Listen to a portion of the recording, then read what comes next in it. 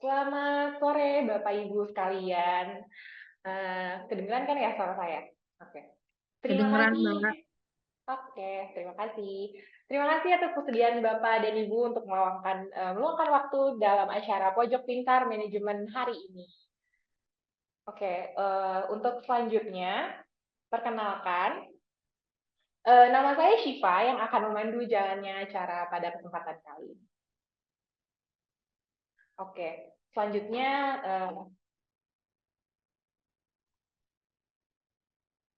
selanjutnya ini terkait acara kali ini nih, Pojok Pintar Manajemen. Apa sih Pojok Pintar Manajemen itu? Pojok Pintar Manajemen adalah sebuah forum diskusi yang diinisiasi oleh PP Manajemen sebagai bentuk kontribusi nyata dalam hal belajar dari mana aja. Awalnya Popinman ini atau Pojok Pintar Manajemen atau kita singkat biasanya tuh sebagai Popinman. Popinman ini tuh biasanya tuh awalnya di diskusi online yang dilakuin untuk mendorong individu dan perusahaan agar tetap berkarya di tengah keterbatasan akibat COVID-19 kemarin. Pada saat itu kan diberlakukan PPKM gitu kan ya. Nah, terus ternyata banyak nih peminatnya dan akhirnya sampai sekarang kita masih ngadain Popinman. Dan Popinman ini tuh digelar itu untuk para manusia pembelajar. Nah, untuk Popinman kali ini, untuk hari ini kita akan membahas mengenai digital fraud, identity theft, and how to prevent it.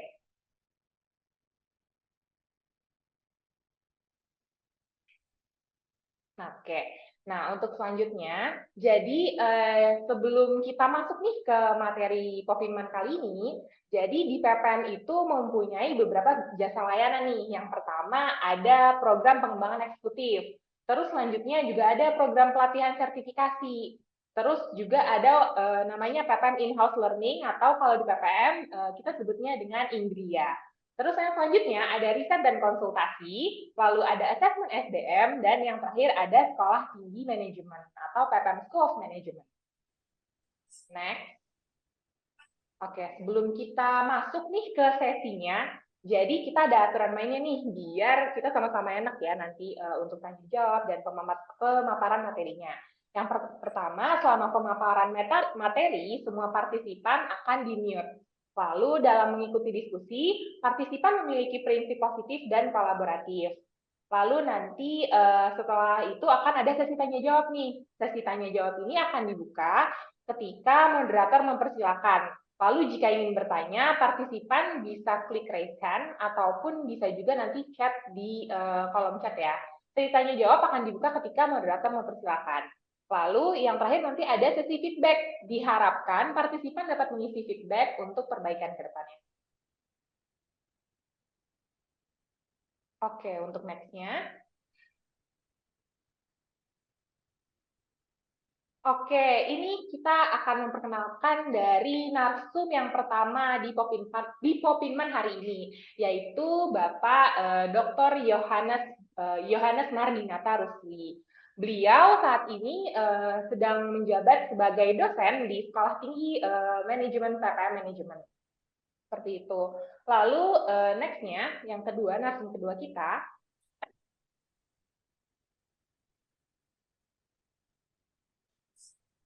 oke, untuk mungkin kita akan nyapa dulu kali ya.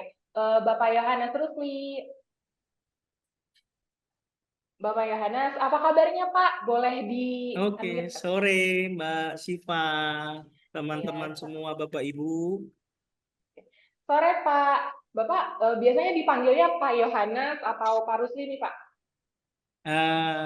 Pak Yo boleh Bu, Pak Rusli boleh. Oke. Oke, untuk selanjutnya mungkin kita akan manggilnya Pak Yo ya, biar Ya oke, lebih terasa dekat gitu kan ya Pak. iya Oke. Mbak. Oke, untuk selanjutnya mungkin untuk speaker kedua kita langsung kita. Oke, yang speaker kedua ada Bapak Sulistriyadi. Saat ini Bapak Sulistriyadi itu menjabat sebagai senior internal auditor di PT Pupuk Indonesia Niaga. Kalau gitu kita coba sapa dulu kali ya, Pak Sulistriyadi. Apa kabarnya sore ini? Halo, selamat sore. Sehat-sehat selalu semuanya ya. Iya, Alhamdulillah sehat selalu. Bapak sehat ya kan, Pak? Amin, amin, amin. Alhamdulillah semuanya. Oke, Alhamdulillah. Oke.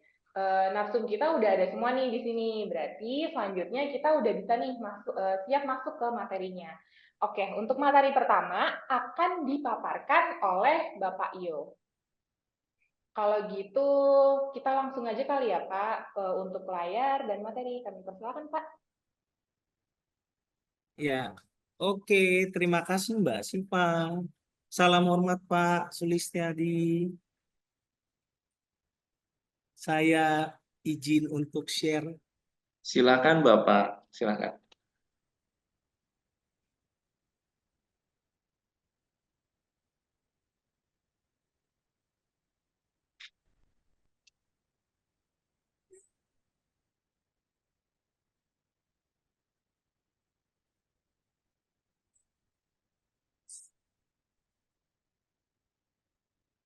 Bentar ya.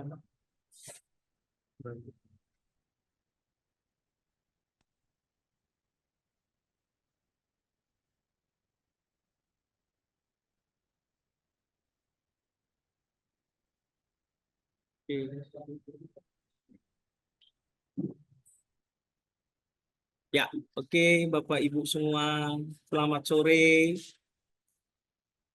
Kita bertemu di sesi Popinman ya, Mbak Siva ya, Pojok betul, Pintar Pak. Manajemen, PPM Manajemen.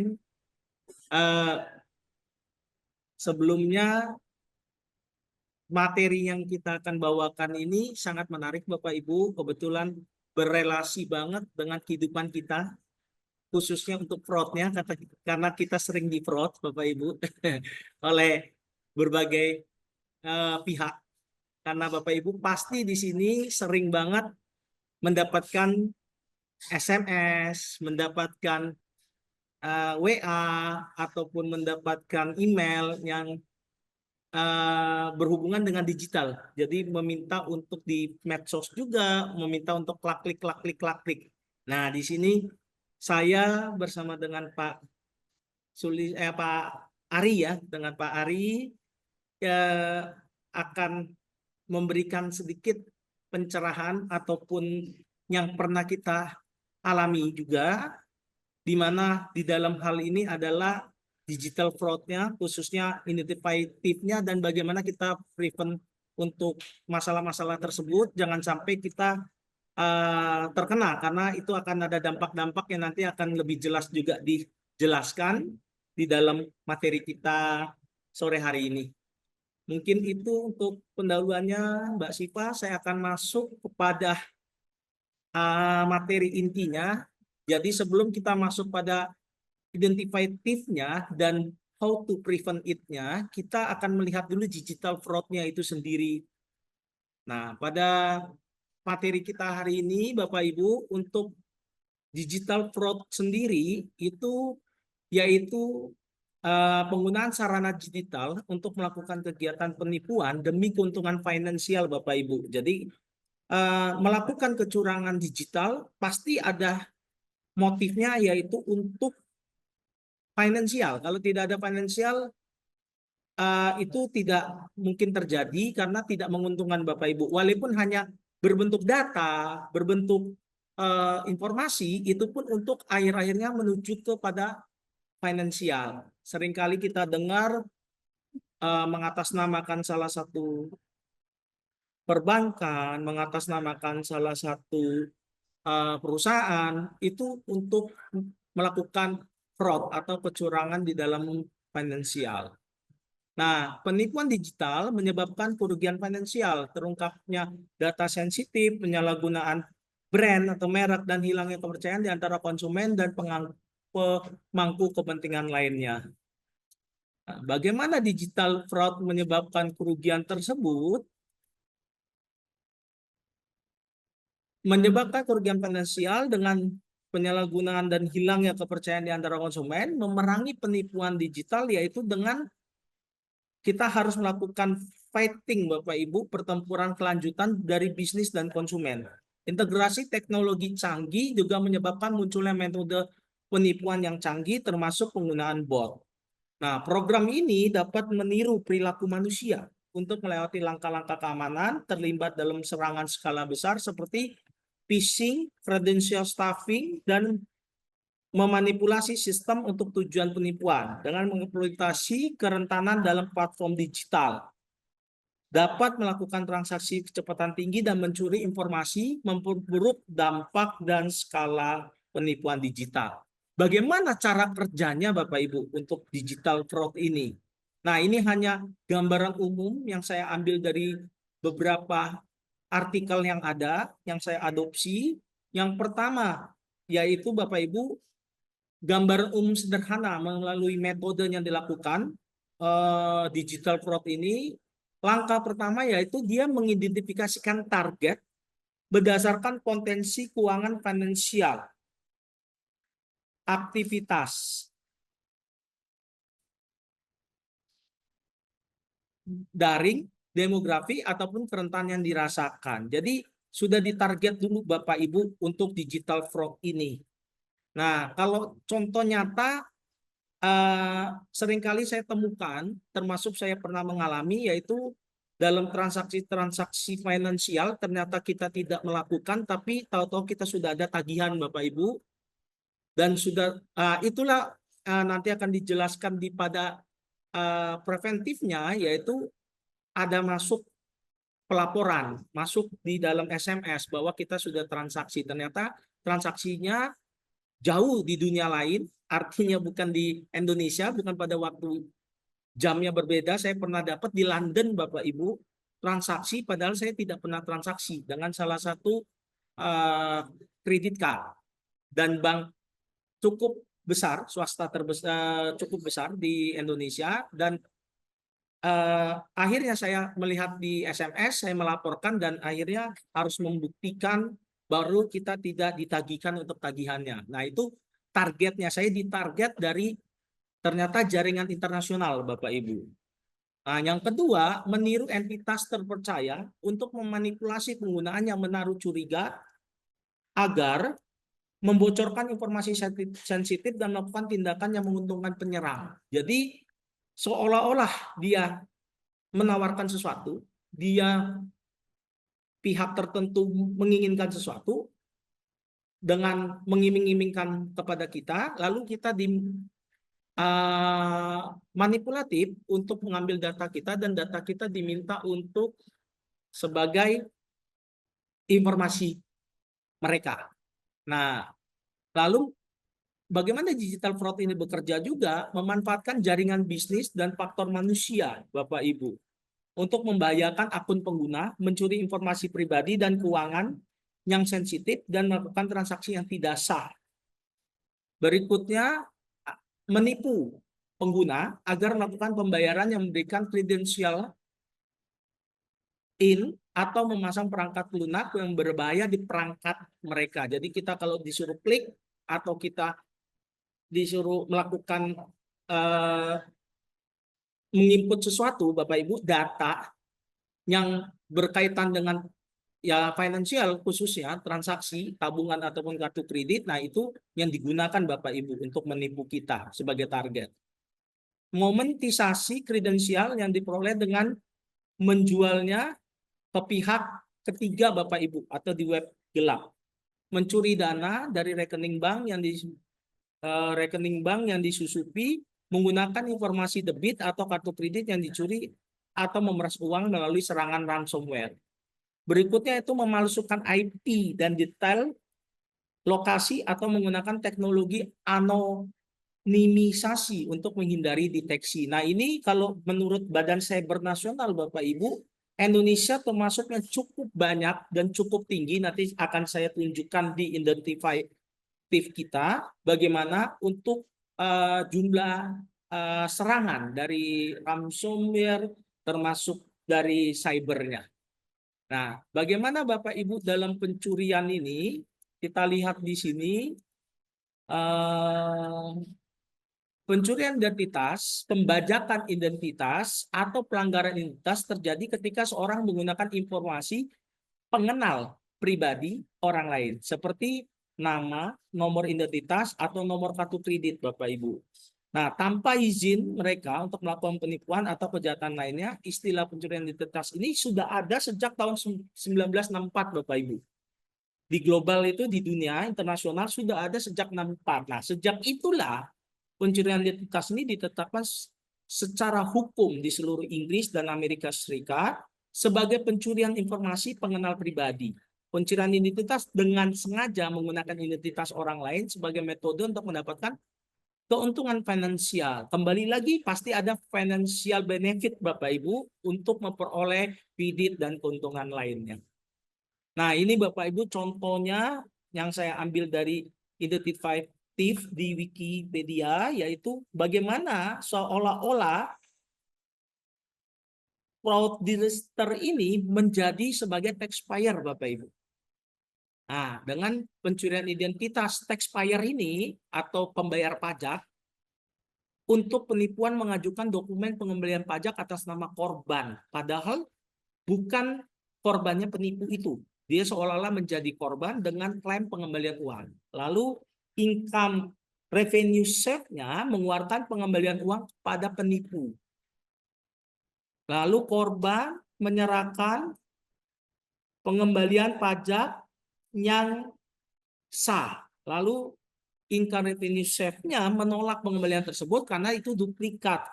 Jadi korban tidak bisa lagi karena sudah dilakukan oleh fraudulernya atau yang melakukan kecurangan. Nah, ada lagi Bapak Ibu tentang identified bagaimana pencurian datanya dilakukan, yaitu orang yang identitasnya dengan dicuri dengan penderita konsekuensi yang merugikan, pasti merugikan Bapak Ibu. Ada contoh juga rekan terdekat, kebetulan masih saudara jauh, itu karena melakukan transaksi sebelumnya untuk transaksi pembelian, waktu itu dia melakukan untuk pembelian akun Zoom Bapak Ibu. Jadi beli di salah satu platform, saya tidak sebut platformnya, kurang etis. Lalu dia melakukan transaksi, nggak lama kemudian Bapak Ibu 2 minggu setelah itu 3 bank berturut-turut, tapi bukan bank yang asli, menggunakan nama 3 bank. Kalau banknya masih oke, saya bisa sebut swasta semua, dan internasional itu 2, Indonesia 1, tapi ada di Indonesia. Mereka melakukan seolah-olah rekan saya ini adalah bertransaksi. Lalu memang kenyataan Bapak Ibu ternyata datanya itu terdapatnya dari salah satu platform yang dia melakukan transaksi untuk pembelian akun Zoom supaya bisa lebih dari 100 itu Bapak Ibu. Jadi beli yang supaya tidak terbatas. Kalau sekarang kan sudah bisa kita update sendiri, kita bayar sendiri. Kalau ini karena dia hanya butuh untuk acara, untuk webinar, jadi dia beli. Nah, dia bilang karena itu, dan dia sudah laporkan Bapak Ibu ke kepolisian cyber, tapi itu tidak bisa ditindaklanjuti lebih jauh karena tidak ada bukti tertulisnya, tidak ada bukti fakta evidence auditnya. Jadi mau nggak mau Bapak Ibu, ya dia harus kehilangan dana. Nah, itu konsekuensinya merugikan dan hampir ratusan juta Bapak Ibu. 100 jutaan. Nah, itu sudah terbukti. Nah, dengan pencurian data tersebut, terutama jika mereka secara keliru dianggap bertanggung jawab, tindakan pelaku informasi pengenal pribadi umumnya mencakup pengenalan nama seorang, tanggal lahir, nomor jaminan. Jadi di situ di platform e-commerce itu Bapak Ibu ada. Ya, jadi termasuk dia membayar dengan kartu kredit, dengan PIN, kalau PIN tidak bisa karena sekarang pakai OTP, lalu tanda tangan elektronik, sidik jari, kata sandi untuk mengakses sumber daya keuangan seseorang tersebut.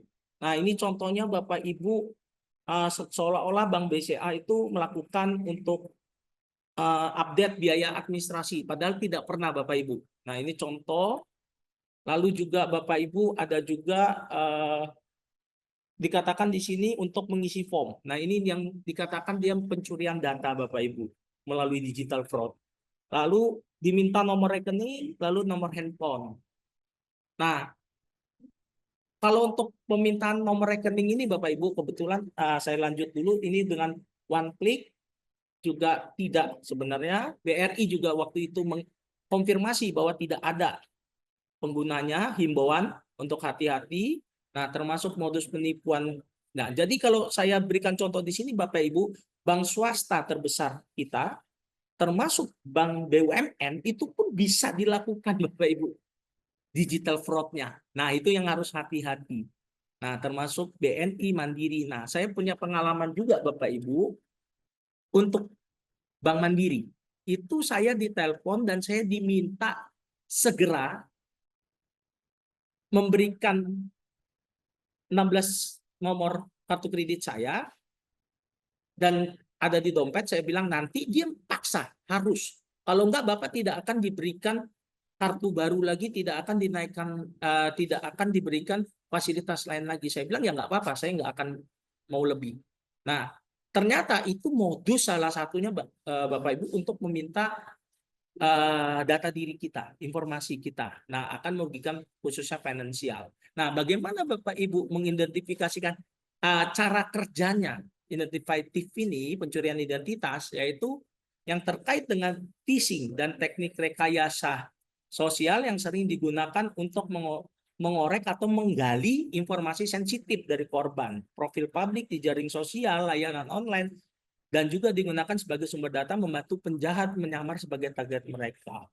Nah, dalam jangka menengah, korban diminta pertanggungjawaban dan pelaku diselidiki oleh lembaga penegak hukum serta menghadapi konsekuensi seperti tuntutan hukum, Bapak Ibu, perubahan status kredit mereka serta nama baik.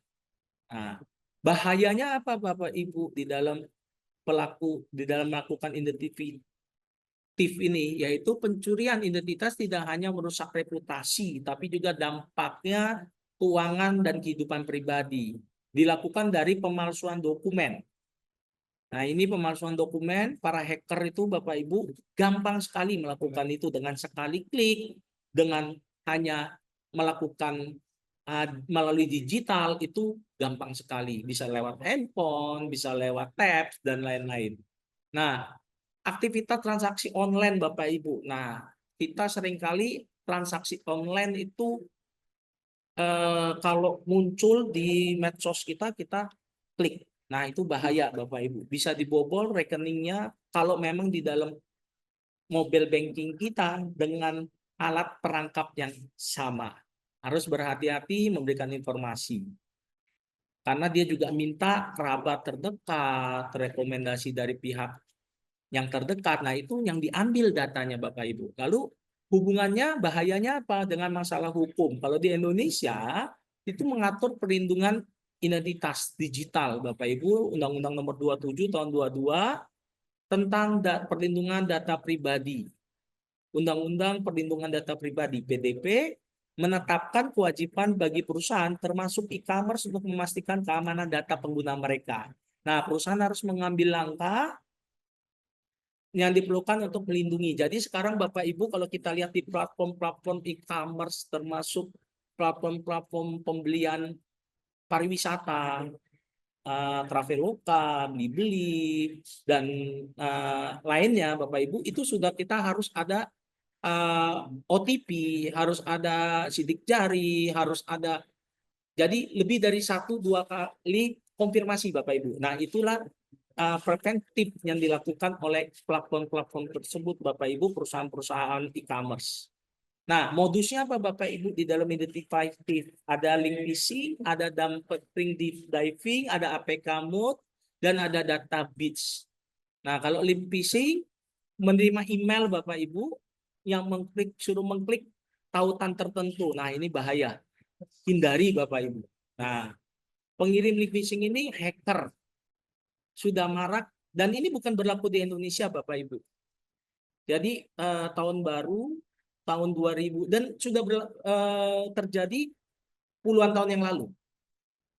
Kejadian nyata adalah 2012 pas tahun baru, kebetulan saya sedang berlibur waktu itu, New Year di Singapura. Teman saya itu keluar dari apartemennya karena saya kebetulan di apartemen beliau. Saya tanya mau kemana? Sebentar, saya mau ke ATM karena ternyata dia cek melalui M-Banking kebobol Bapak Ibu pas di malam tahun baru tanggal 31. Nah, itulah Bapak Ibu link-link yang dilakukan oleh hacker dan ternyata dia orang IT Bapak Ibu dan kebobolan kerja di Singapura. Nah, dan banknya bank di Singapura yang dilakukan. Nah, itu sudah terjadi Bapak Ibu. Nah, kita bahkan sampai hari ini di Indonesia itu pun sudah terjadi. Nah, jadi tidak ragu mereka mengatasnamakan bank tersebut untuk transaksi tersebut sehingga calon korban tidak curiga. Nah, informasi itu diambil termasuk informasi kartu kredit, alamat email, one time password dan lain-lainnya Bapak Ibu. Nah, yang kedua melalui dumpster diving, yaitu di mana hacker mengais-ngais, maksudnya mengais-ngais sampah untuk mendapat informasi itu, dia sampai detil Bapak Ibu, data kita dicari, digali. Nah, dari modus itu untuk melihat data-data kita yang lama ataupun misalnya Bapak Ibu transaksi bukti di e-commerce itu kalau seperti ini Bapak Ibu, kebetulan saya baru ngambil barang. Nah, data ini Bapak Ibu, nggak kelihatan ya. Nah, ini data ini Bapak Ibu, ini datanya ini bisa dipakai untuk dumper diving Bapak Ibu. Untuk target, karena ada nomor telepon kita, ada alamat kita. Maka saya tidak setuju kalau sedikit-sedikit pengantaran paket, pengantaran menu meminta data di mana kalau apartemen unitnya, kalau rumah di mana blok mana. Cukup taruh di security, saya akan ambil, saya bilang. Nah, itu juga salah satu preventif saya untuk dumper diving Bapak Ibu. Lalu apa kamu? Nah, ini kalau Bapak Ibu biasa suka lihat ada undangan webinar, undangan pernikahan. Nanti saya akan contohkan ada linknya di belakang materi saya ini untuk undangan pernikahan. Jadi kita klik, nah data diminta isi datanya hadir atau tidak, lalu sampai pada kalau adanya meminta untuk angpaunya atau uang pernikahannya, nah itu bisa digunakan oleh hacker modus kejahatan untuk APK mode ini Bapak Ibu. Nah, semakin sering terjadi diubah dokumen undangan pernikahan, dokumen yang penting dan berbagai bentuk lainnya. Nah, ini mungkin kita bisa lihat di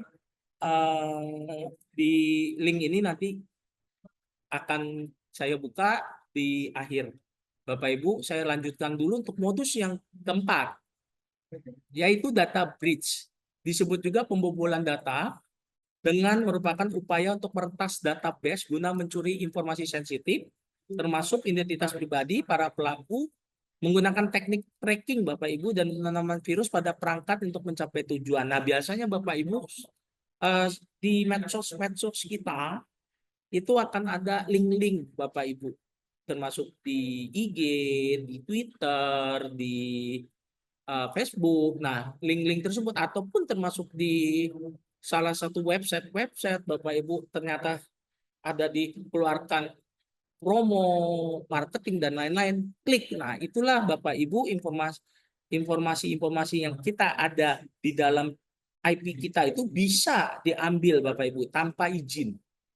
Nah, itu akses ilegal bisa berdampak besar karena informasi yang disalahgunakan dijual Bapak Ibu secara ilegal. Nah, jangankan Bapak Ibu untuk individu. Bapak Ibu mungkin pernah dengar di DPR pun, di Bank Indonesia itu seringkali data-data itu bisa disusupi dan diambil untuk dijual secara ilegal. Nah, apa tujuannya Bapak Ibu sebenarnya dari identificatif ini? Nah, membuat rekening bank atau kartu kredit Bapak Ibu dengan informasi pribadi, jadi seolah-olah untuk pribadi dia gunakan, ternyata gunakan data orang lain, korban tersebut. Nah, itu yang dilakukan oleh fraudster atau pembuat kecurangan. Akses rekening bank online Bapak Ibu, masuk ke rekening bank online korban dan menguras dana yang ada.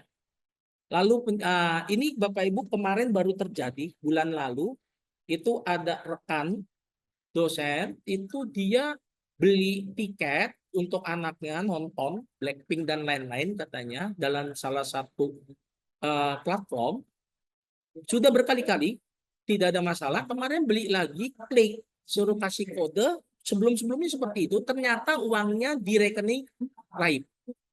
Nah, itulah Bapak Ibu yang terjadi untuk akses rekening online, Bapak Ibu. Nah, berikutnya penipuan pinjaman. Pengambilan pinjaman menggunakan identitas orang lain, termasuk dalam penipuan pinjaman online atau pinjol yang meningkat, Bapak Ibu, belakang ini.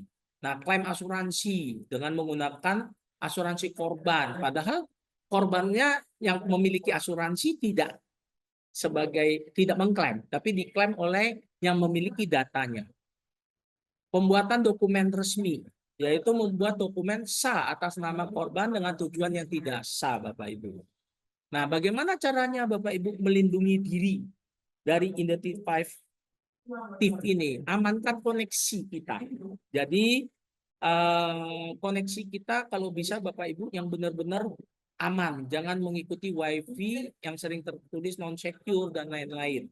Yang kedua, jaga keamanan perangkat. Jadi kalau saya sekarang Bapak Ibu sudah mulai, kalau saya mau membrowsing-browsing yang tidak ada kaitan dengan perbankan, saya bedakan unitnya atau HP-nya. Kebetulan ada HP di rumah, saya gunakan itu yang tidak ada transaksi perbankannya. Kalau HP pribadi ada transaksi perbankan, saya tidak berani browsing di situ. Sudah mulai saya pisahkan. Nah, itu jadi keamanan perangkat atau handphone kita. Lalu jauhi pesan dan situs yang mencurigakan. Ya, tapi kadang-kadang situs ini mengiming-iming sesuatu, Bapak Ibu, hadiah lah, apa gitu ya. Nah, itu jauhkan. Menjaga praktik, ya ini. Jadi password, kata sandi kita harus diupdate, Bapak Ibu, harus diganti.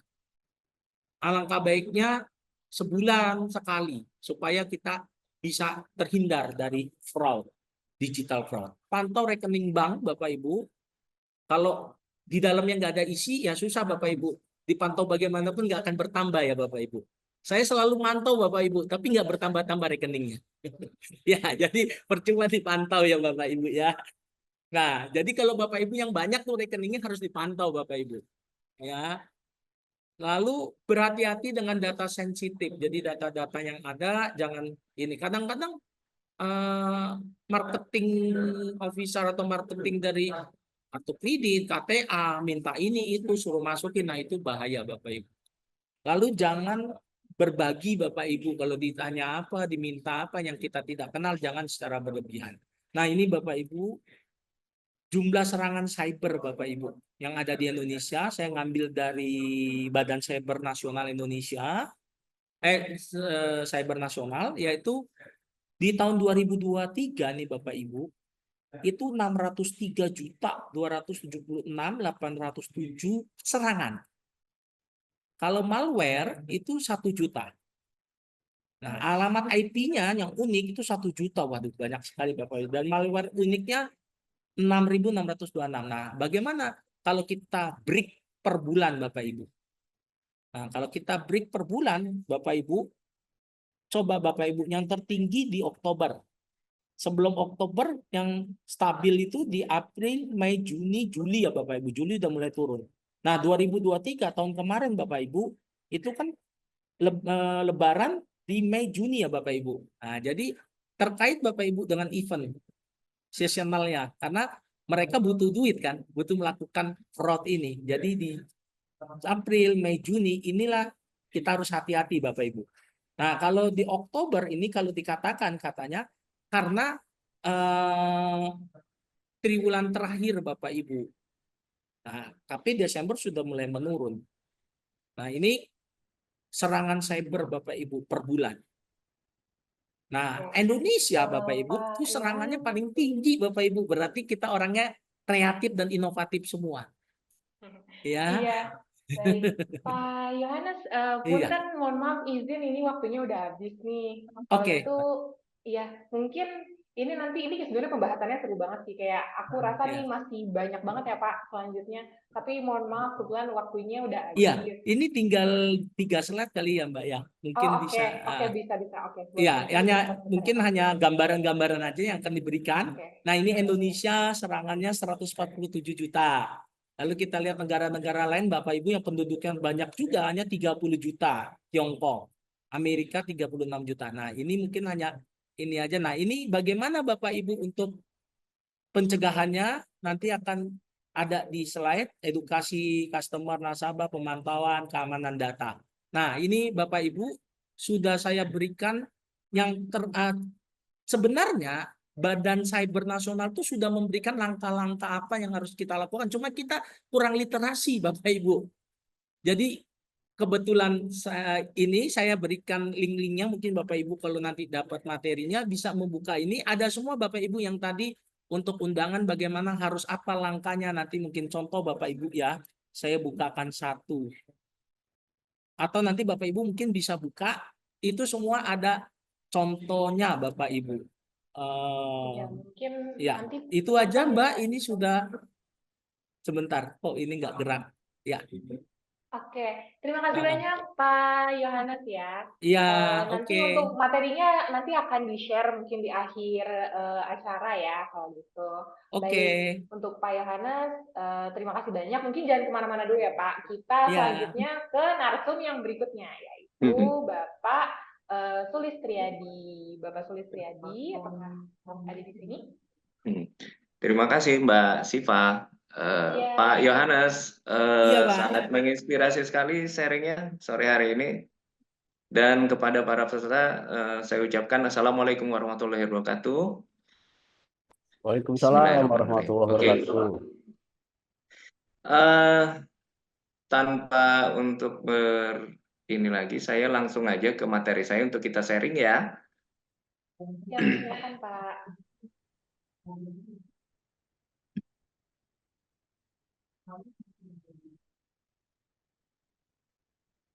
Oke, sudah? Sudah terlihat Pak? Oke. Jadi sebetulnya ini hanyalah highlight yang bisa saya sampaikan kepada Bapak dan Ibu sekalian yang sebelumnya sudah disampaikan sama narasumber sebelumnya Pak Yohanes. Tapi nggak apa-apa, saya klik sedikit bahwa memang memahami digital fraud ini sungguh sangat penting bagi kita semua dan dampak dan bagaimana pencegahannya. Kita harus paham dulu ya, fraud itu adalah suatu tindakan yang disengaja dan tidak sah yang dilakukan tujuan untuk nipu atau memperoleh keuntungan secara tidak jujur, baik dalam bentuk uang, barang, atau informasi. Kenapa sih ini bisa terjadi? Kita lihat di sebelahnya itu ada teori fraud triangle. Ini tuh ada pressure, ada opportunity, dan rasionalisasi. Pressure itu di mana kita merasa tertekan akan kondisi keuangan yang membutuhkan suatu kebutuhan dasar yang belum terpenuhi dan harus dipenuhi. Kemudian ada kesempatan. Kesempatan itu yang mendorong kita untuk melakukan suatu kecurangan-kecurangan. Rasionalisasi, pembenaran. Jadi teori ini adalah saya melakukan ini karena saya membutuhkan sesuatu. Jadi rasionalisasi merupakan suatu pembenaran yang tidak dapat bisa kita yakini kebenarannya. Kira-kira seperti itu saya. Oke, saya masuk kepada digital fraud ya. Sebetulnya apa sih digital fraud itu? Tadi sudah dijelaskan yang mengacu kepada segala penipuan, penyalahgunaan data dan informasi di dunia digital. Metodenya biasanya gimana sih? Pelaku ini memanfaatkan kelemahan sistem, teknik sosialnya, kemudian mendapatkan akses ilegal ke data dan keuangannya. Dampaknya apa? Tentu sangat merugikan individu maupun organisasi perusahaan, baik secara finansial, reputasi, maupun keamanan data ya. Jadi kita lihat seiring perkembangan zaman, melesatnya transportasi digital harus kita semakin hati-hati dengan kondisi yang saat sekarang ini. Saya sampaikan jenis-jenis digital fraud yang umum terjadi. Phishing, tadi sudah disampaikan, memang melalui pesan email. Contohnya misalnya, oh ada tawaran dari lembaga finansial untuk membantu kebutuhan keuangan Anda. Tapi di situ ketika kita buka di email, ternyata itu merupakan suatu aplikasi yang untuk memonitoring kegiatan kita, yang ingin mencuri identitas kita. Itu adalah phishing, hati-hati. Dan lebih baik diabaikan kalau memang kita tidak tahu. Nah, yang sekarang ini adalah terkait pencurian identitas. Penggunaan informasi identitas seseorang tanpa izin untuk melakukan tindakan penipuan. Kemudian ada juga terkait perang lunak yang jahat dirancang untuk merusak, mengganggu, atau mendapatkan akses tersebut. Penipuan kartu kredit, seringkali kita memang menemui penyalahgunaan kartu kredit atau informasi kartu kredit orang lain untuk kepentingan keuntungan pribadi. Hati-hati kalau misalkan Bapak dan Ibu sedang bertransaksi di suatu merchant tersendiri atau di restoran, pastikan alat untuk metode pembayaran itu betul-betul erat, tidak longgar. Karena pada saat ada yang longgar tersebut, itu ada suatu akses yang memungkinkan ada skimming. Ada skimming terhadap kartu debit kita, kartu kredit kita. Nah, itu yang dimanfaatkan oleh oknum-oknum yang pada saat itu apakah dia menjadi waitress, entah itu dia menjadi kasirnya di suatu restoran. Karena ya semua itu pernah terjadi pada salah satu teman saya, dan alhamdulillahnya udah menjadi clear ketika dilakukan pelaporan ya. Careful. Bagaimana sih mengidentifikasi adanya tanda-tanda digital fraud ini? Kita lihat ada transaksi yang tidak biasa. Biasanya transaksi itu di luar dari pola rutinitas. Ternyata ada transaksi ketika kita lagi istirahat tidur malam, ada transaksi jam 2 malam, kemudian transaksi jam 1 malam. Bagaimana kita ketahui? Kita harus wajib memonitor untuk mengetahui transaksi-transaksi kita dari itu rekening koran maupun rekening kartu kredit kita. Kita harus aware terkait kondisi sekarang ini. Kemudian ada aktivitas yang mencurigakan. Adanya aktivitas login, pengiriman atau penarikan dana yang tidak biasa dan mencurigakan. Hal ini menjadi suatu tanda-tanda yang tidak biasa. Bapak dan Ibu, segera laporkan hal ini, jangan didiamkan, laporkan kepada pihak yang berwajib maupun yang kepada provider yang terkait. Ya. Nah, kemudian kita lihat ada perangkat tidak terdaftar. Pengguna mengakses akun dari perangkat yang tidak daftar sebelumnya, terutama dari lokasi yang tidak biasa. Kemudian, jika sistem keamanan kita, security system kita di infrastruktur IT perusahaan ini ataupun di device kita itu sudah tinggi, maka dia akan memberikan peringatan atau notifikasi terkait keamanan akun. Adanya percobaan login yang gagal atau aktivitas mencurigakan. Contohnya, ketika Anda melogin misalkan akun Gmail Anda di device yang lain, akun Gmail tersebut akan memberikan notifikasi ke baik itu ke WA Anda atau maupun ke SMS. Apakah ini Anda yang melakukan pembukaan akun Gmail ini? Itu adalah satu security system yang sudah tinggi yang dilakukan oleh Google. Contoh, poinnya dari presentasi saya ini adalah dampak dari identity theft ini ya. Definisinya udah kita ketahui sebelumnya, dampaknya ini bisa mengakibatkan kerusakan finansial, psikologi, dan profesional yang signifikan bagi korban. Apa itu? Kita lihat dari sisi bagaimana cara terjadi pencurian ini terjadi. Bisa melalui berbagai cara, yaitu melalui skimming kartu kredit, penyadapan data online, atau bahkan pencurian dompet. Kalau kita lagi di jalan, dompet kita dicuri, ada identitas kita, KTP kita, kartu kredit kita, itu bisa di skimming. Hati-hati dan langsung itu laporkan ke provider, langsung untuk diblokir. Kemudian, apa sih dampak keuangannya? Tentu kerugian keuangan. Pelaku identity theft itu dapat menguras tabungan Anda, meminjam uang atas nama Anda, atau melakukan penipuan finansial. Data-data Anda dipakai untuk membuat pinjaman online. Kemudian data-data Anda dipakai untuk mengeluarkan uang tabungan Anda sendiri. Kemudian ada kerusakan kredit. Aktivitas ilegal atas nama Anda dapat merusak skor kredit Anda, membuat sulit untuk mendapatkan pinjaman, sewa rumah, atau bahkan pekerjaan sekalipun. Secara psikologis, apa sih? Ternyata identity theft ini berdampak terhadap stres dan kecemasan. Sering mengalami stres, kecemasan, dan trauma yang berjuang akibat kehilangan kendali atas identitas mereka. Pasti. Karena ketika identitas kita dicuri, kemudian dipergunakan untuk hal-hal yang tidak bagaimana mestinya atau ilegal.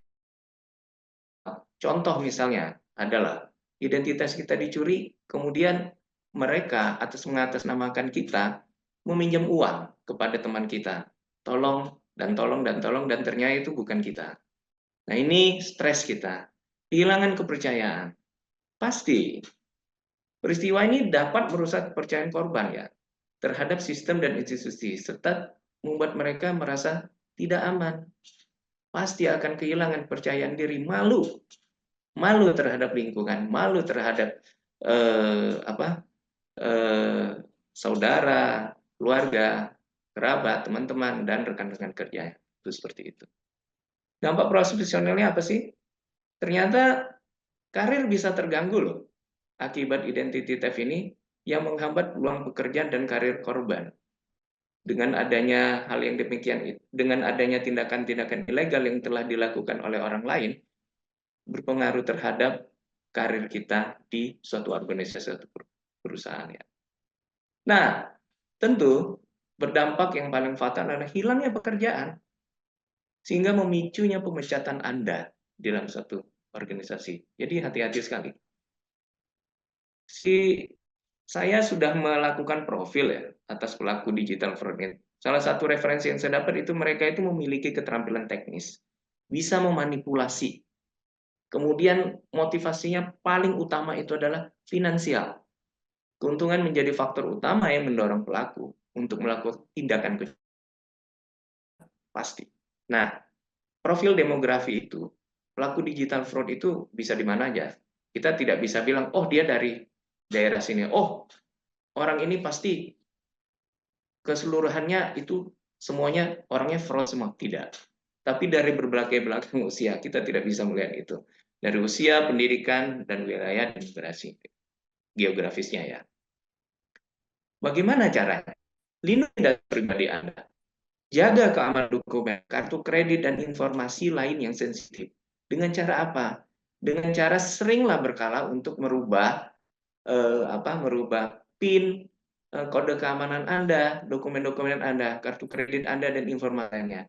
Hati-hati kalau berbelanja atau bertransaksi secara online. Pastikan transaksi e-commerce itu memang terverify.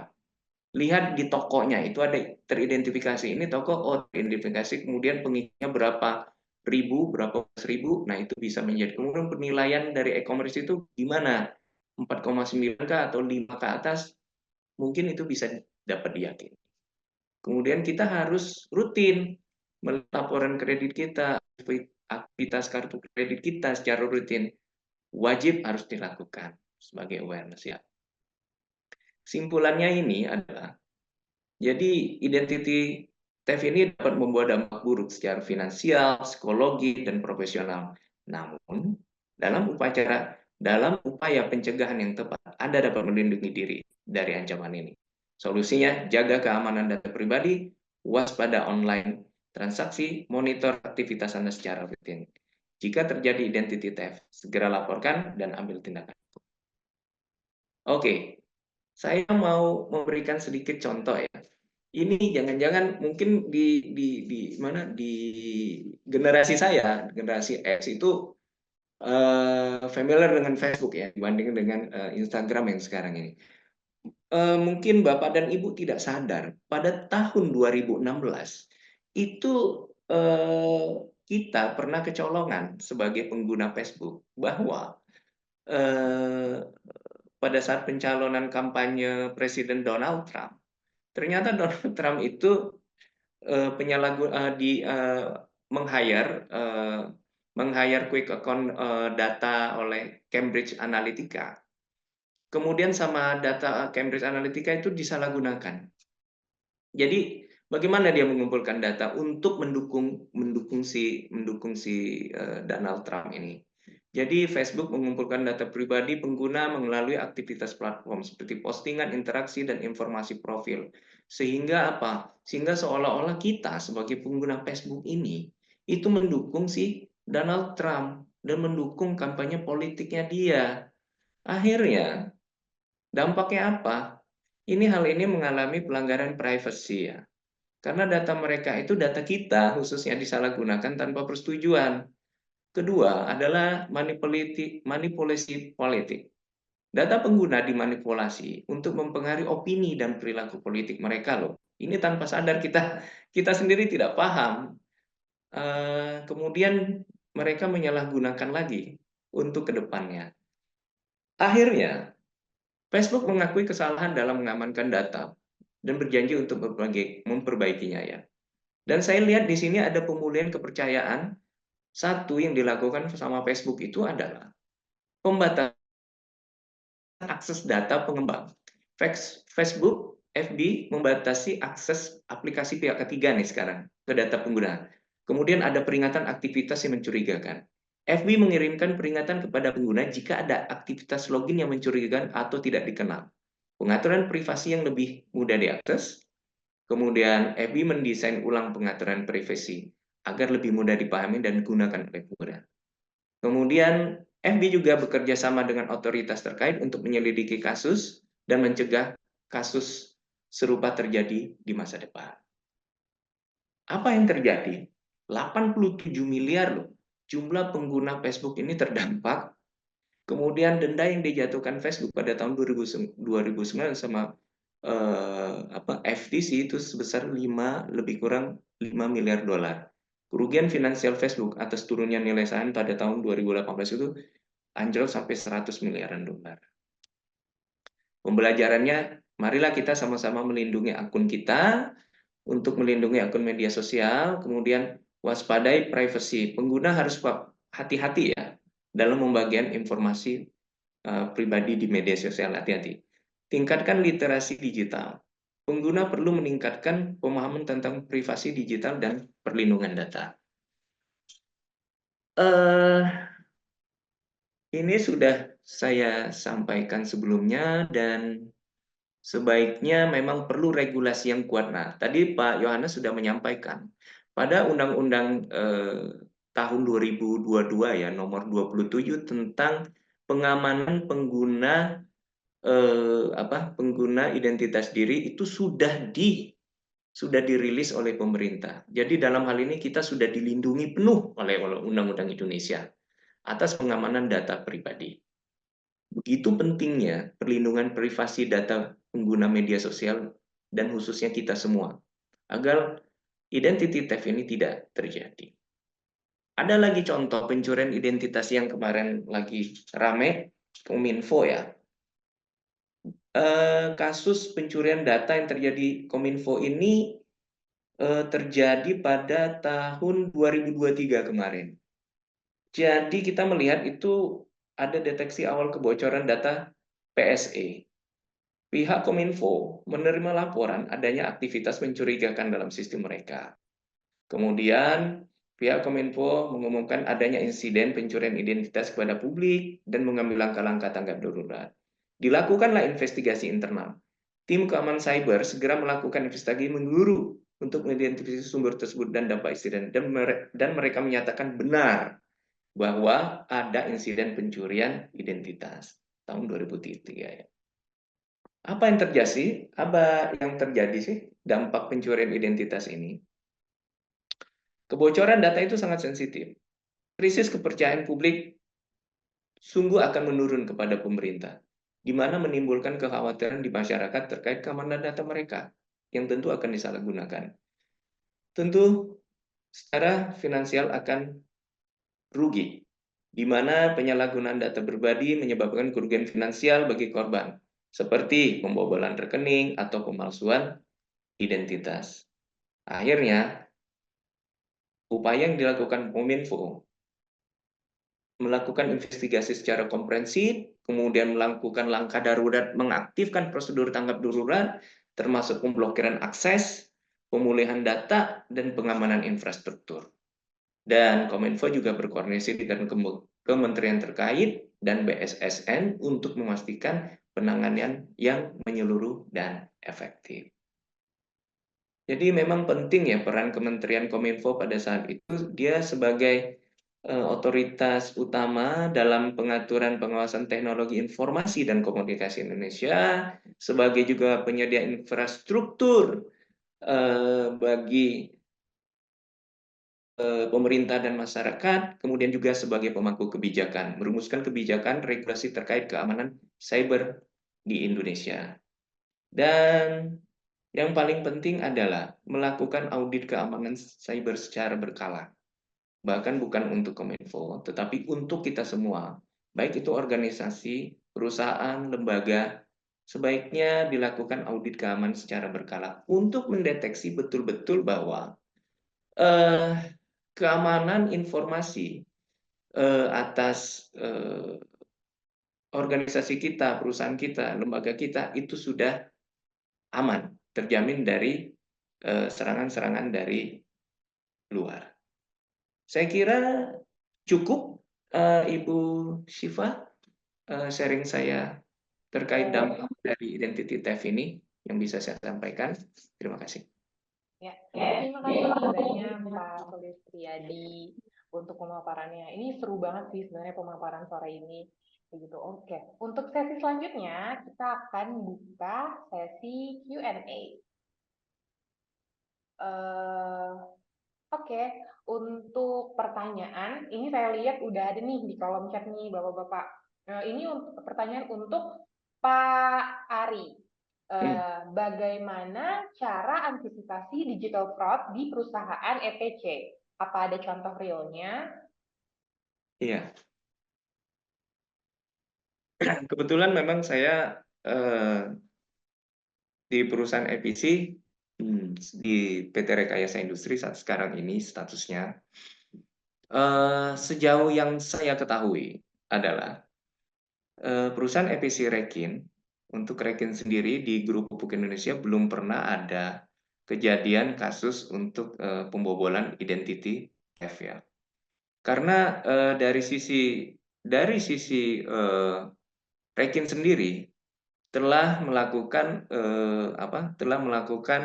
pencegahan dasar untuk melindungi informasi identitas karyawannya. Salah satunya adalah hal yang mendasar sekali adalah contoh ya, kalau boleh saya share sedikit ya, sedikit aja saya share. Salah satu pencegahannya adalah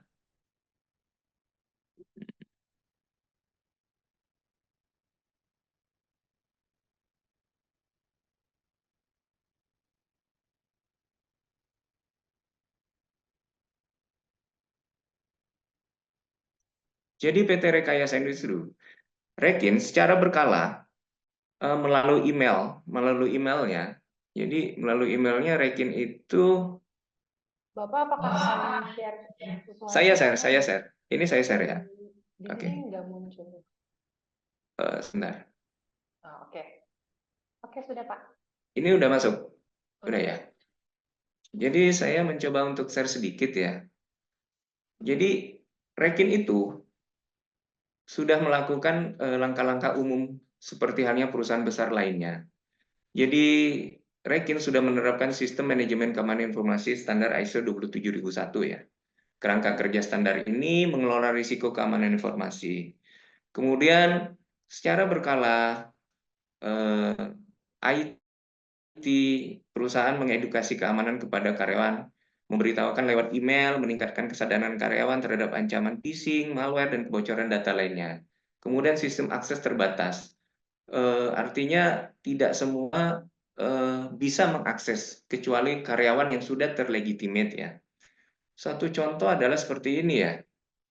Contoh proses data security ini salah satunya seperti ini. Kami beritakan, jika Anda tidak melakukan perubahan password, maka Anda tidak akan bisa mengakses komputer Anda. Email, VPN, share folder, cloud, akses internet, dan lain-lainnya. Dampaknya apa sih seperti ini adalah, jadi kalau kita memang tidak memiliki, kalau kita tidak merenewal ini kita, data security kita dengan password tersebut, maka semua tidak bisa kita akan akses kembali gitu loh, data-data yang ada di dalam sistem di perusahaan ini. Ini contoh. Kemudian bagaimana polanya? Kemudian polanya seperti ini. Oh, your password sudah expire dan harus segera diganti gitu loh. Jadi bagaimana caranya? Kamu harus lakukan ini. Kamu harus lakukan apa? Pergantian password agar kamu bisa masuk ke sistem kamu lagi seperti itu. Ya artinya apa? Simpulannya sih kalau saat ini Rekin menurut saya sudah menerapkan sistem keamanan berbasis teknologi yang cukup disertai kebijakan internal yang ketat ya untuk melindungi.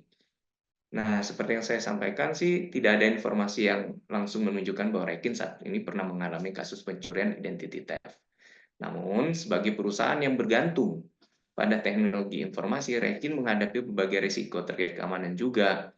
Hanya langkah pengelolaan risiko Rekin ini mencakup penerapan kerangka kerja yang berbasis IT yang selaras dengan kebijakan manajemen risiko perusahaan. COVID 5 dan ISO 31000 untuk memperkuat perlindungan data perusahaan dan mengurangi risiko yang mungkin terjadi. Kira-kira seperti itu yang bisa saya sampaikan. Oke, terima kasih banyak Pak Ari. Kalau untuk Pak Yohanes mungkin ada tanggapan nggak nih Pak dari pertanyaan Bapak Asep ini terkait antisipasi digital fraud di perusahaan EPC? Mohon maaf Pak, belum. Ya, Mbak, mungkin tambahan sedikit apa yang disampaikan Pak Ari sudah cukup untuk salah satunya preventif di dalam digital fraud. Setiap perusahaan sekarang sudah melakukan itu, jadi adanya per bulan atau per ini tidak bisa masuk jika email ataupun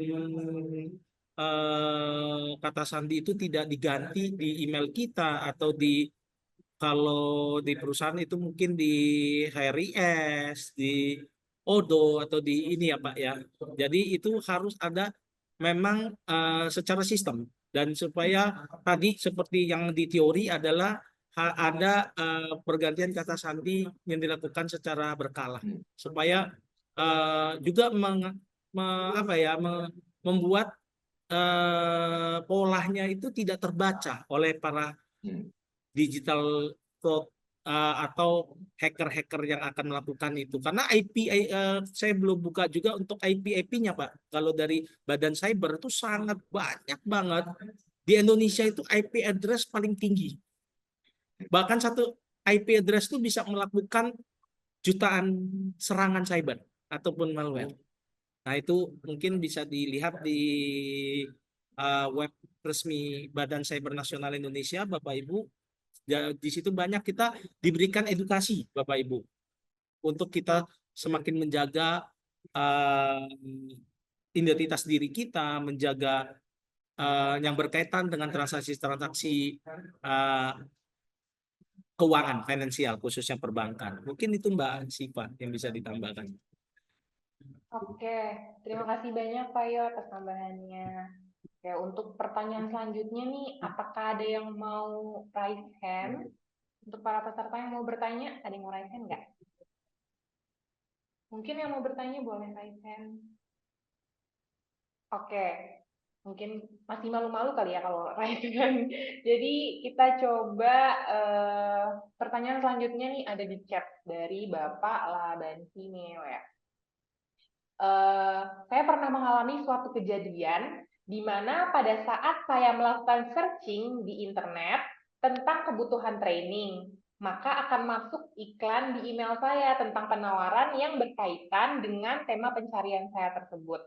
Apakah ini email saya kena skimming atau ada malware?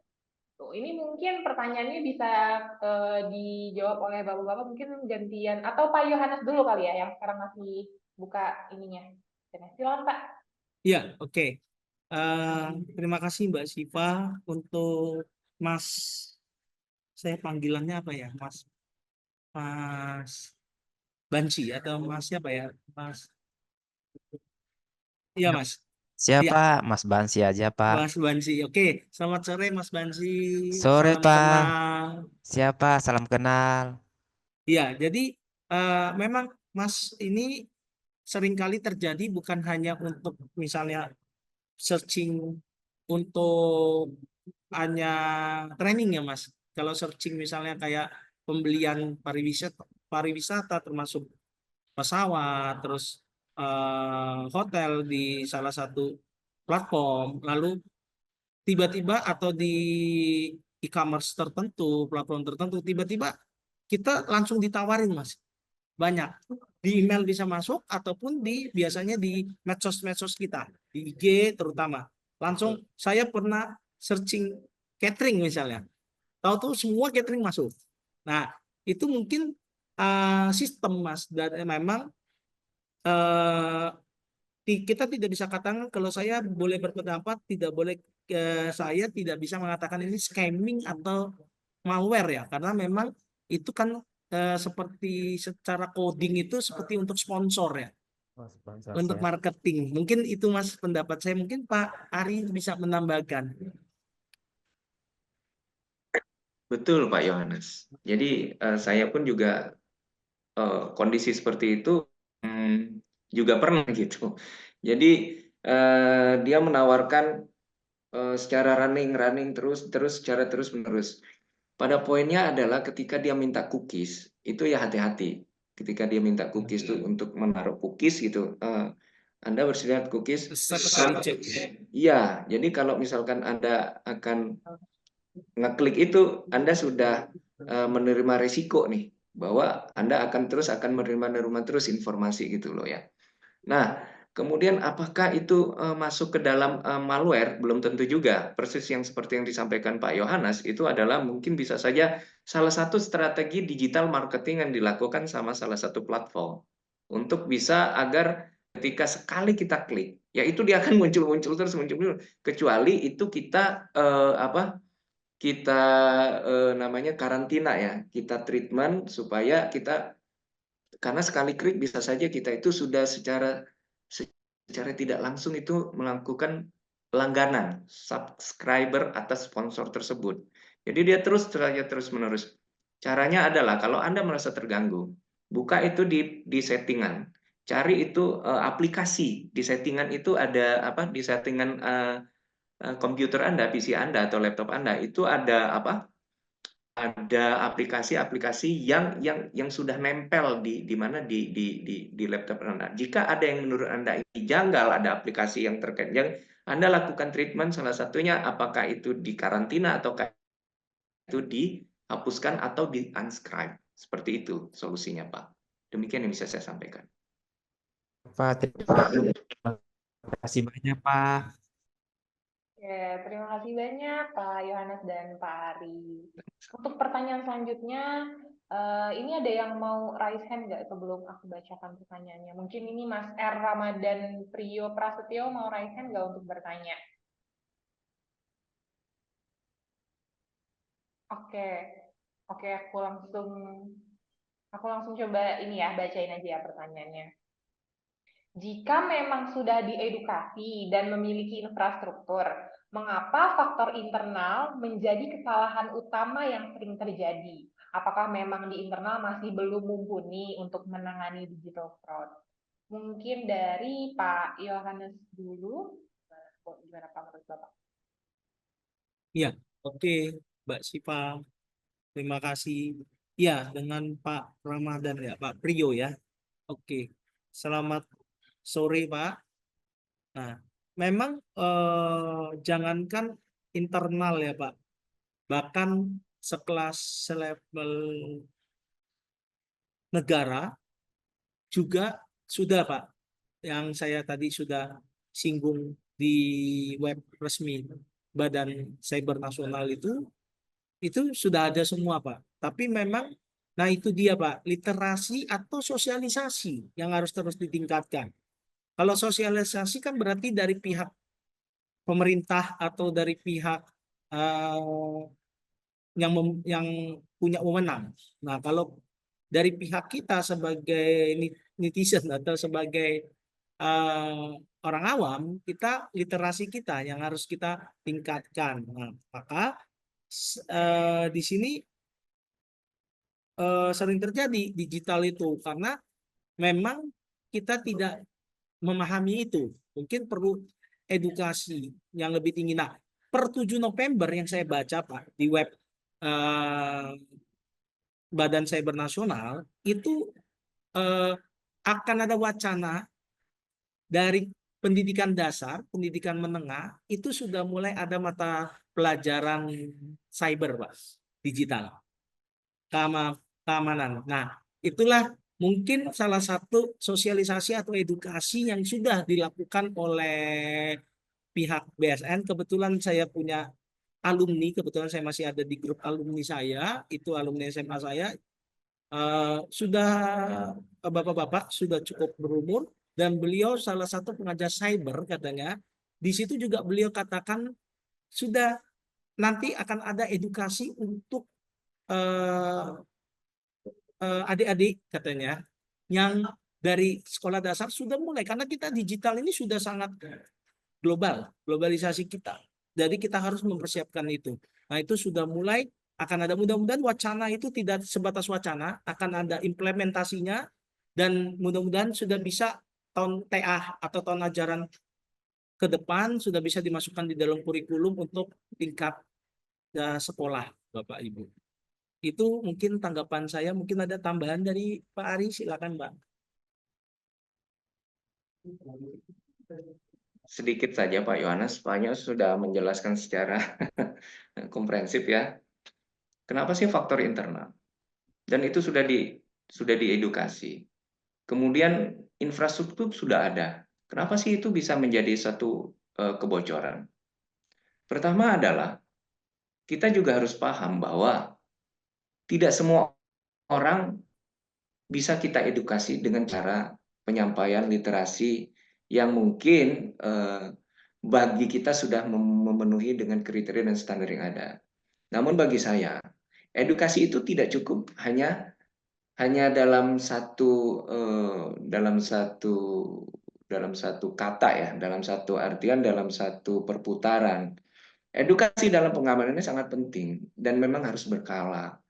Dan bagi memang kena sih faktor internal menjadi suatu, kita lihat juga dulu bahwa apakah ada tindakan pengabaian dari faktor internal.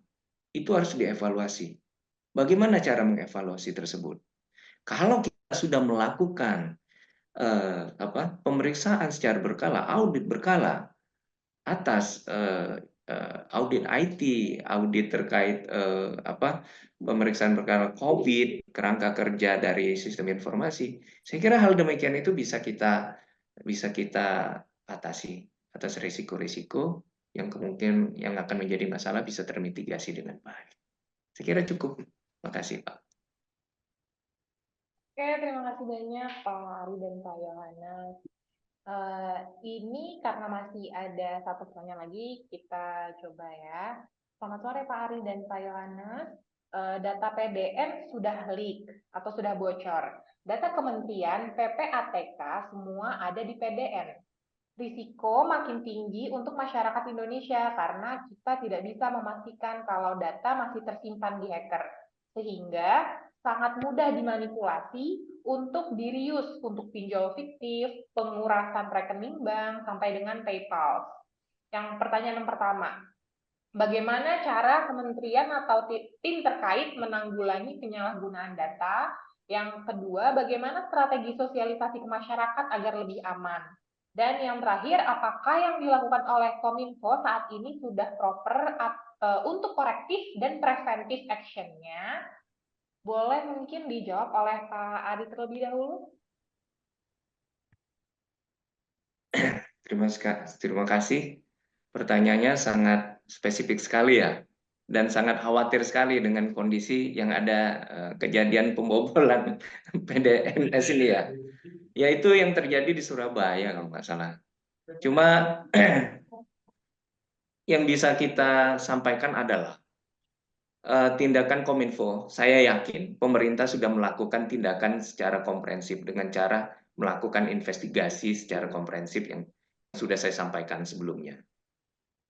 Dan Kominfo sudah melakukan announce bahwa mereka sudah bekerja sama dengan lembaga terkait BSSN sama aparat keamanan, aparat kepolisian terutama sudah dilakukan. Nah sekarang bagaimana sih strateginya si Kominfo ini untuk bisa tersosialisasi ke masyarakat agar lebih aman? Secara fakta, saya juga merasa bahwa Kominfo saat ini mungkin masih berbenah diri. Ya, kita tidak langsung bisa menilai bahwa mereka tidak melakukan apa-apa. Saya kira tidak. Apa yang mendasari hal tersebut? Saya menjelaskan ini. Kenapa? Karena pada saat ini kita harus menghadapi, kita juga harus paham bahwa situasinya bahwa apakah kita saat sekarang ini sedang menghadapi kejahatan identitas pencurian?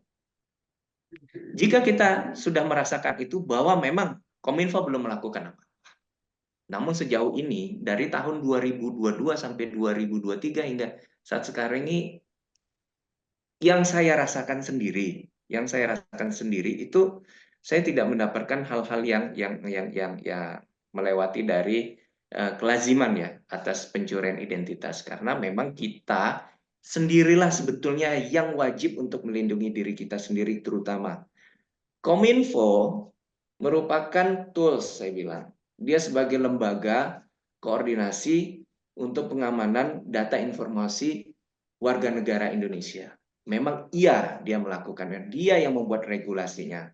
Tapi apapun yang terjadi, tidak semerta-merta kita harus menyerahkan semua keamanan semua itu ke pemerintah. Karena tidak ada sesuatu yang sempurna di dalam hidup ini tentunya. Karena apapun itu yang terjadi, kita harus sendiri yang self-aware. Harus self-aware apa yang sudah dilakukan. Jaga identitas itu dengan cara-cara keamanan kita. Ya, jaga. Hati-hati dalam bertransaksi.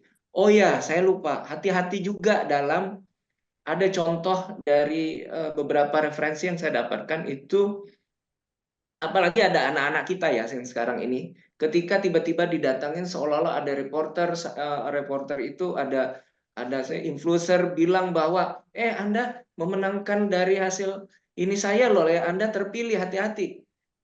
Nama Anda siapa? Nomor teleponnya berapa? Oh ya, nama orang tuanya siapa? Nomor HP-nya berapa? Itu sudah menunjukkan bahwa informasi itu secara tidak langsung dicuri sama si yang ini yang berpura-pura sebagai influencer. Ternyata dia ingin mencuri data kita. Nama orang tua kita diketahuinya. Nama identitas rumah kita ketahui ya, nama full lengkapnya ketahui, nama tanggal lahir tahun udah nyebar semua itu. Oh ya nick coba saya mau lihat nick ininya apa? Benar nggak sih secara KTP nick apa? Nick kependudukan Anda, nama Anda. Oh, hati-hati kalau yang seperti itu. Tolong dijaga untuk anak-anak kita semua khususnya. Apakah Kominfo sudah melakukan tindakan yang proper korektif dan preventive action-nya? Seperti yang saya sampaikan, tentu mereka sudah melakukan itu.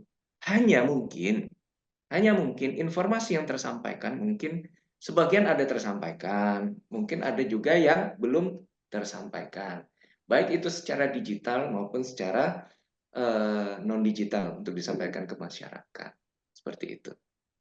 Demikian yang bisa saya sampaikan.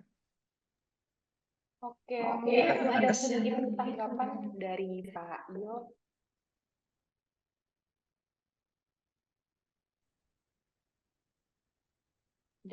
Ya, Mbak. Sudah cukup komprehensif yang dijelaskan oleh Pak Ari. Semuanya sudah menjadi tupoksinya Kemenko. Yang sekarang mungkin di bawah Bu Mutia Hafid adalah OMDG ya. Nah, apalagi sekarang wakil kementerinya pun sudah ada 2 untuk mengurusi koordinat bidangnya, jadi lebih fokus.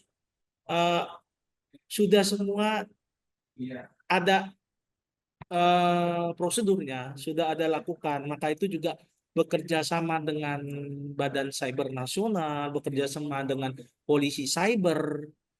Nah, mungkin itu yang harus ditingkatkan, karena polisi cyber pun waktu kejadian yang tadi saya singgung pada saat materi, itu teman saya yang karena transaksi itu lalu 2 kartu kredit dan 1 tabungan terdebit secara otomatis, itu tidak bisa dilakukan penelusuran karena bukti. Ya. Jadi Bapak Ibu, jadi buktinya itu diminta, dan itu kan kita buktinya itu kan hanya via telepon ya. Dia diminta untuk melakukan ini, melakukan itu gitu. Jadi itu yang mungkin akan jadi perhatian khusus untuk pemerintah, khususnya Kemdigi, dan juga untuk di cyber polisi. Nah, itu yang harus ada melakukan lebih tindak lebih detail untuk agar laporan-laporan itu ditindak. Karena kalau tidak ditindak, tidak ada shock terapi atau efek jerah bagi pelakunya. Bahkan itu harus menanggung sendiri tagihan tersebut. Untungnya bisa dinegosiasikan dengan pihak perbankan, diberikan keringanan sampai berapa tahun. Kalau tidak, merugikan. Nah, tadi efek psikologis ya Pak Ari jelaskan tadi itu sangat, dan apalagi kalau keluarga sampai tahu, jadi ada bisa berdampak gitu. Mungkin itu Mbak Siva tambahannya. Oke, terima kasih banyak Pak Yo dan Pak Ari. Nah, kebetulan kita sudah sampai di penghujung acara nih, karena waktunya sudah habis. Sekali lagi saya ucapkan terima kasih kepada kedua pembicara pada sore hari ini, pada Bapak Ibu sekalian yang telah mengikuti jalannya acara Pojok Pintar Manajemen hari ini dari awal hingga sampai akhir. Kepada Bapak Yohanes dan Bapak Ari, mungkin boleh memberikan closing statement-nya untuk sore hari ini, mungkin dimulai dari Pak Ari. Ya. Bagi saya, tiadalah suatu hidup yang sempurna ya. Kesempurnaan itu hanyalah milik Tuhan Yang Maha Esa. Dan tiada suatu kejahatan yang sempurna, melainkan waktu yang akan bicara. Saya kira cukup dari saya. Oke, terima kasih banyak Pak Ari. Mungkin sekarang selanjutnya untuk Pak Yohanes. Iya, oke. Mungkin berkaitan dengan digital fraud ini, Bapak Ibu, kita harus melek teknologi lebih literasi dibanyakan, dan selalu waspada akan data-data kita. Mungkin bisa melakukan pemisahan data, khususnya data perbankan dengan data non perbankan, karena itu yang hanya bisa kita berikan waspada, dan hanya bisa kita lakukan preventif, dan ya hanya itu yang bisa kita lakukan Bapak Ibu. Selanjutnya pasti akan terungkap dan akan menjadi baik lagi alam semesta ini untuk digital fraud kita. Terima kasih. Terima kasih banyak Pak Yohanes dan Pak Ari. Ini menarik banget nih materi hari ini. Jadi emang kesimpulannya itu kita tuh harus waspada. Terus juga sebenarnya kan pencurian data ini udah dari lama banget ya kayak gitu. Terus gimana sih cara terhindarnya? Tadi Bapak-Bapak sudah menyampaikannya. Mungkin salah satunya ada self-aware dengan mengedukasi diri kita, memperbanyak literasi. Mungkin salah satu nih caranya bisa dengan mengikuti acara-acara seperti Pojok Pintar Manajemen nih, yang ikut ada sharing-sharing session tentang ilmu tentang digital fraud seperti ini, untuk memperluas ilmu dan pengetahuan kita. Kalau gitu, semoga Popinman sore hari ini bermanfaat dan bisa memantik semangat pantang berhenti berkarya agar terus menyala dan seluruh hal baik yang sudah terjalin akan terus berkembang. Amin amin ya rabbal alamin. Selanjutnya, boleh ditampilkan ada. Oke. Oke, selanjutnya mengenai tentang forensik auditor nih. Jadi di PPM itu ada salah satu produk nih, Certified Corporate Forensic Auditor atau sertifikasi corporate auditor. Nah, ini apa aja sih yang dibahas? Tentang fraud, tentang strategi pengendaliannya, aspek hukumnya, terus ada juga nih pembuktiannya, proses auditnya, rekonstruksi bukti, perhitungan kerugiannya, dan penelusuran aset. Nah, untuk sertifikasi ini bisa diambil di PPM Manajemen atau di pelatihan sertifikasi. Untuk yang pengen tahu nih tentang sertifikasi ini, bisa menghubungi nomor telepon yang sudah di-share di chat gitu. Kalau gitu, terima kasih banyak Bapak Ibu. Nah, untuk selanjutnya, untuk meningkatkan kualitas penyelenggaraan acara kita nih, kami meminta kesediaan Bapak Ibu untuk mengisi feedback yang sudah kami siapkan. Bapak dan Ibu bisa memindai QR code yang ada di layar atau klik link feedback yang akan dikirimkan melalui chat Zoom. Feedback yang Bapak Ibu berikan tentu saja merupakan masukan untuk meningkatkan kualitas acara kami. Setelah mengisi feedback, Bapak Ibu akan dikirimkan materi ke email yang Bapak Ibu tuliskan saat mengisi feedback. Seperti itu. Jadi untuk Bapak Ibu yang mau materinya ini jangan lupa isi feedbacknya dulu ya. Oke, yang selanjutnya, kemudian Bapak Ibu juga bisa nih join jadi member PPM Community. Bisa langsung klik link yang ada di chat room. Jangan lupa juga untuk follow media sosialnya PPM Manajemen. Ada Instagram, Facebook, YouTube, dan LinkedIn.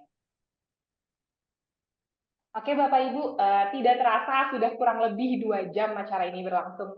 Kami mengucapkan terima kasih atas keterlibatan berbagai pihak yang mendukung terselenggaranya acara hari ini, terutama kepada Bapak dan Ibu sekalian yang bersedia meluangkan waktu untuk mengikuti kegiatan hari ini. Mohon maaf jika terdapat salah kata dalam memandu acara kali ini. Saya Syifa, izin pamit undur diri. Sampai jumpa di kegiatan PPM Manajemen selanjutnya. Salam sehat untuk kita semua.